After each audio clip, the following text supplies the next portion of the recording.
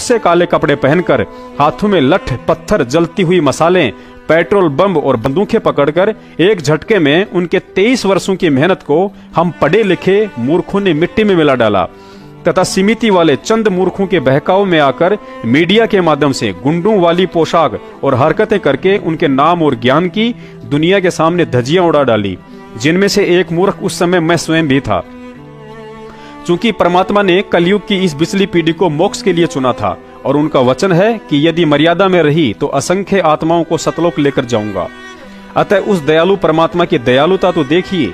सतलोक आश्रम मैनेजमेंट के षड्यंत्र में फंसे हम नादानों की इस महाभूल को सुधारने के लिए उसने हमें पुनः भूल सुधार का एक और मौका दिया, और वह दूसरा मौका था कांड के दूसरे ही दिन मीडिया के माध्यम से उनका साक्षात बयान देना।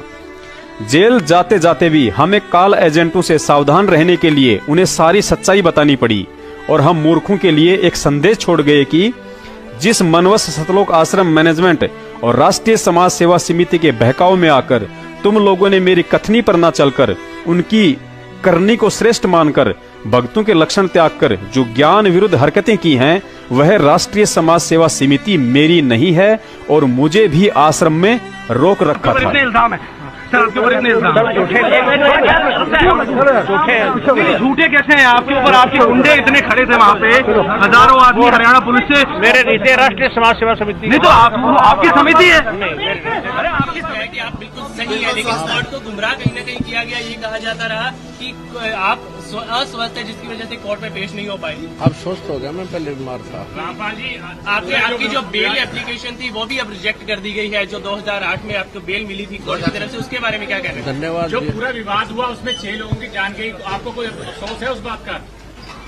बहुत अफसोस है जी। नहीं, जो आपने अपने अनुयायियों को जिम्मेदार ढाल बनाया और आप पीछे छुपे रहे, मैंने किसी को नहीं, वो आप सही मानते हैं? मैंने नहीं बनाया किसी को, वो अपने आप ही बन रहे थे, मुझे भी रोक रखा था। इस वीडियो में यदि आपने ध्यान से सुना हो तो मीडिया वाले ने पूछा कि आश्रम के बाहर जो आपके इतने गुंडे खड़े थे, तो सतगुरु देव जी ने साफ साफ कहा है कि वे मेरे नहीं थे, राष्ट्रीय समाज सेवा समिति के थे, और वह समिति मेरी नहीं है।